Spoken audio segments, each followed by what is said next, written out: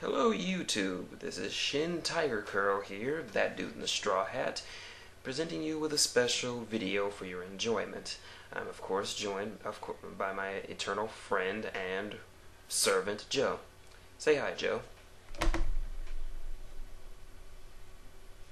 It's Sunday, he's lazy. So, if any of you were expecting my usual videos on on Thursday or Friday for Impact and SmackDown, sorry to say that my cable was acting up and I was unable to watch said programs. So, how can I give a review if I didn't watch the shows?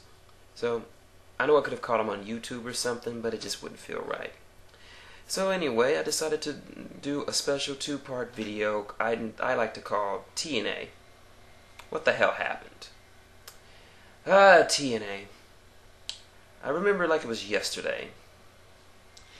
I was in my second semester of college, 2004 to be exact. I was getting ready to go to a Yu-Gi-Oh tournament that was happening at one of the two comic book shops that was in town. And while I was killing some time, I happened to turn it to Fox Sports Net around 3 p.m. And there I saw a little promotion called Total Non-Stop Action Wrestling. I've had bad experiences with other independent wrestling promotions, such as the Gangsta Wrestling Organization Alliance or whatever. But worst of all was the WXO, founded and managed by the $1 Million Man Ted DiBiase. If you don't know what the WXO is, count yourself very lucky. Anyway, I happened to turn it on and I saw a guy on there perform a move that I had never seen before. It was a sick flip pile driver. For old school fans of TNA would know who this is. It is the Canadian Destroyer, done by the Canadian Destroyer himself, Petey Williams. And from then on, I was hooked.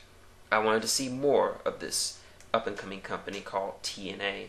And I was a faithful viewer from then on. Every Friday I would take time out of my day to watch an hour of high-impact wrestling. And this was good wrestling. I was seeing match types and moves being performed that I'd never seen before, done by such all Hall of Fame, by such as alums, TNA alums as the Messiah of the Backbreaker, Roderick Strong, Austin Aries, Chris Sabin, Hail Sabin, and such tag teams as Triple X, formerly Christopher Daniels, Loki, and Primetime EX Skipper. America's Most Wanted, made one of the most dominant tag teams in professional wrestling, made up of the Wildcat Chris Harris and the Tennessee Cowboy James Storm. The Naturals, headed up by, of course, Shane the Franchise Douglas. Yeah. It was an amazing time to be a fan of TNA. Sure, some of the storylines were a bit weird, and the six-sided ring took some getting used to, but overall it was an enjoyable show. Even when I left college, I still tried to catch it whenever I could. When I heard that Spike TV had picked up TNA, I was all happy for it. I mean, I loved TNA, and I hope to see it on more mainstream action. So, a few years ago, TNA was picked up by Spike TV, only for an hour. And it still saw some excellent matches, and even some superstars from the WWE and several of and ECW and formerly WCW jumped ship just to join up with TNA.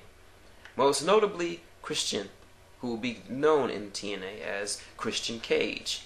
He will later say that this name was inspired by his two favorite actors, Christian Slater and Nicolas Cage. Now, I never thought much of Christian before, but when he came to TNA, he was definitely champion material. I enjoyed watching him work. He could be a heel and he could be a face, but he could pull it off so eloquently. He was just so good at it. There were also many groups within TNA, most powerful of which was Team Canada, made by the aforementioned Petey Williams, who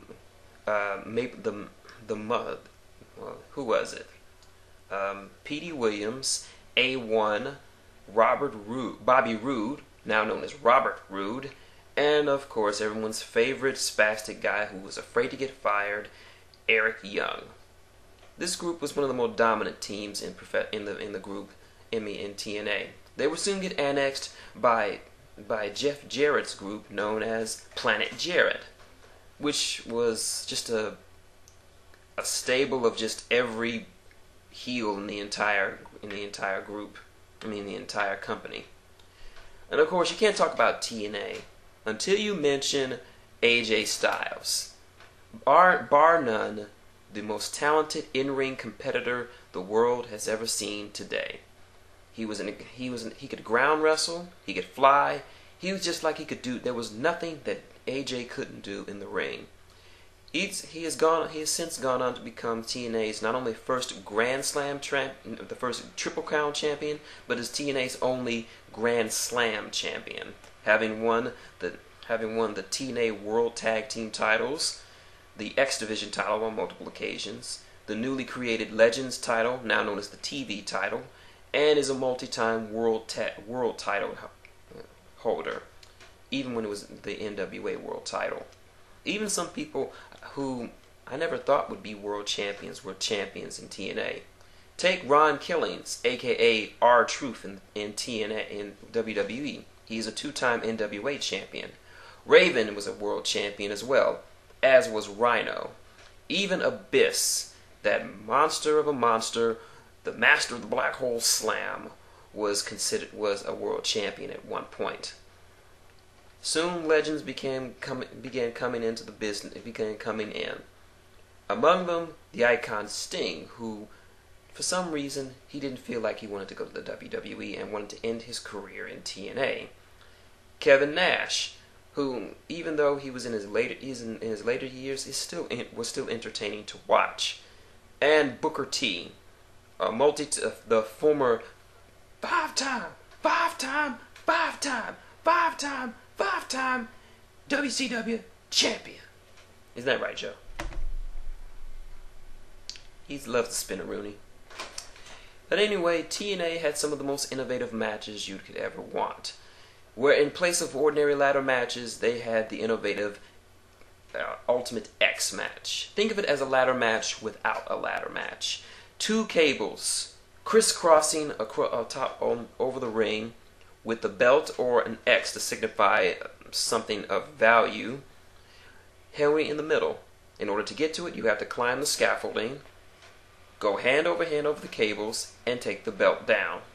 This match was made famous by the uncanny ability of the X Division, the TNA equivalent of the Cruiserweight Division, but they believed in having no limits. So it doesn't matter as long as you were a crazy enough bastard to do it. The X Division was the highlight of TNA's wrestling program. Young, up-and-coming superstars doing death-defying and high-flying maneuvers that would leave you wanting more. And the second match, if you weren't going to watch an Ultimate X match, watch the second one between AJ Styles, Chris Sabin, and Petey Williams. Guarantee you will not be disappointed.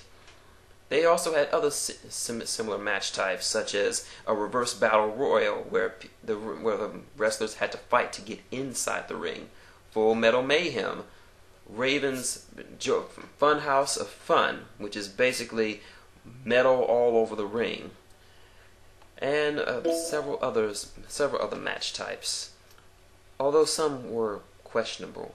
Among them, Feast or Fired. It was a match type where four briefcases were held on four corners of the ring.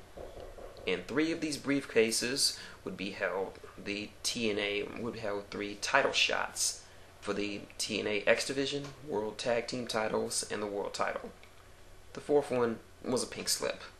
So it was really a gamble, but I'm just glad they got rid of it. As TNA began to grow more and more with each passing year, they began to attract even more stars,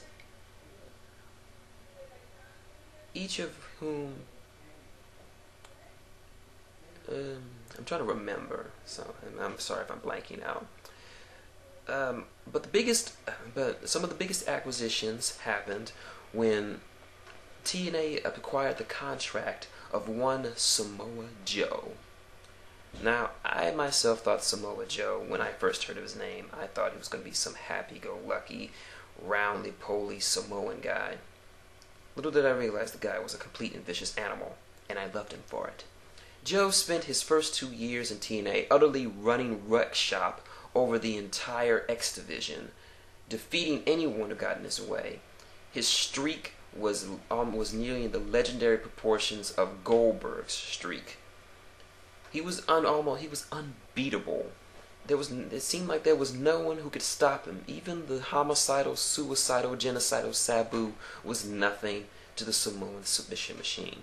That is, until TNA pulled off perhaps its biggest coup yet, by picking up the contract, by hiring the man who would help make TNA the company that it is, Kurt Angle.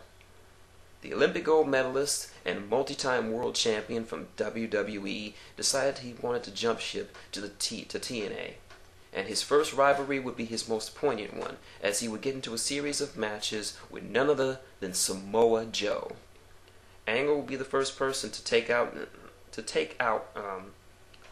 he would be the first person to end Samoa Joe's winning streak. Their rivalry would culminate at Lockdown, where Joe would defeat Angle in a steel cage match in one of the best shoot matches I've ever seen, and become TNA World Champion. As the years progressed, and champions came and went, groups rose and fall, even though TNA was struggling to find its legs, it offered the audience something more. It offered them a different sort of wrestling from the heart, wrestling with newer and up-and-coming stars, something different than what WWE was offering. And even one of my friends, who was an avid wrestling fan, said that TNA was going to go bankrupt. I didn't really believe him. But even after he said that, TNA continued to strive and thrive. Some said that TNA wouldn't find its legs, but it stayed in there. Sure, it wasn't strong enough to take on the big dog that was WWE, but it still gave the fans an alternative to watching WWE. But it was the good old days. Days I remember fondly. Just watching these guys perform and do 10, 15, 20 minute matches. And some of these matches weren't even for titles. They were just for bragging rights. Sure, the booking was suspicious, but it was the wrestling that kept me watching. It was the wrestling that made me a fan of TNA. That made me stick through it, through all the bad bookings, horrible storylines, and questionable acting appearances. I just stuck with it because I loved the wrestling. That is until last year, when an announcement was made that one Terry Bollea, also known as Hulk Hogan, would be joining TNA. Many thought this would be a boon to TNA, because Hulk Hogan regardless of his in-ring skills, Hulk Hogan is the most famous wrestler in the world ever. Everyone, when you say professional wrestling, you immediately think of the Hulkster, the Lord and Master of Hulkamania. His name brings recognition, and recognition brings in more fans. And of course, people were thinking, "Wow, Hulk Hogan is going to TNA? I gotta see this. Is it worth it?" Sadly, Hulk Hogan would make his triumphant appearance on July 4th, 2009. No, actually, it was 2010. I'm sorry, I got my dates mixed up. Please forgive me. Little did we realize the shitstorm that was to come, and I'll save that for my next video.